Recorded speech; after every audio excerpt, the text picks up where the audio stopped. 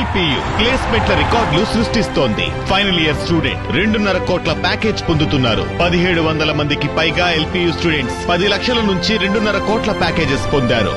విద్యా విప్లవం ప్రారంభమైంది లవ్లీ ప్రొఫెషనల్ యూనివర్సిటీలో. హెచ్ఎండిఏ శివబాలకృష్ణ కేసులో ఈడీ దోకుడు పెంచింది. ఆదాయానికి మించి ఆస్తుల కేసులో ఇప్పటికే శివబాలకృష్ణను అరెస్టు చేసిన అధికారులు విచారణ ముమ్మరం చేశారు.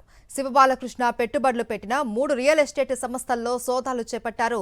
శ్రీకృష్ణ కన్స్ట్రక్షన్స్, కార్విల్స్ స్పైసెస్, ఉదయ ఎస్ఎస్వి సంస్థల్లో తనిఖీలు చేశారు అధికారులు.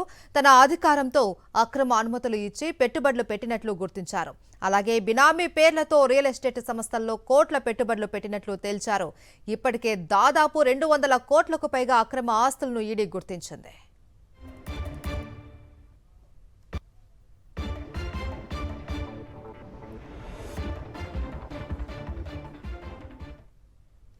ఇదే అంశానికి సంబంధించి మరింత సమాచారం మా ప్రతినిధి అమర్ అందిస్తారు. అమర్, మహేశ్వరి, ఈడీ హెచ్ఎండిఏ శివబాలకృష్ణ కేసుకు సంబంధించి దూకుడుగా వ్యవహరిస్తుంది. శివబాలకృష్ణకు సంబంధించిన బినామీ ఆస్తులపై ఇప్పటికే ఈడీ అధికారులు ఫోకస్ పెట్టారు. శివబాలకృష్ణ ఇప్పటికే పెట్టుబడులు పెట్టినటువంటి 3 రియల్ ఎస్టేట్ సంస్థలపై ఇప్పటికే ఈడీ అధికారులు సోదాలు అయితే నిర్వహించారు. గతంలో అక్రమాస్తుల కేసులో శివబాలకృష్ణ పట్టుబడ్డాడు. మొత్తం అతని బినామీలకు సంబంధించి శ్రీకృష్ణ కన్స్ట్రక్షన్ తో పాటు కార్వి స్పేసెస్, ఉదయ్ ఎస్ఎస్సి ప్రాజెక్టులకు సంబంధించి ఈడీ అయితే సోదాలు అయితే నిర్వహించింది.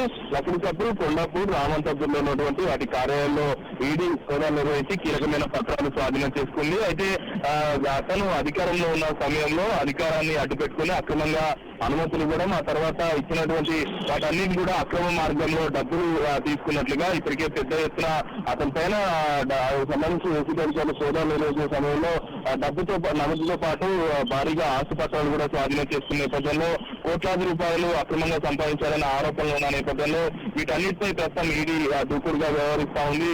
అతనికి సంబంధించినటువంటి 3 కంపెనీలకు సంబంధించి ప్రస్తుతం విచారణ కొనసాగిస్తా ఉన్నారు.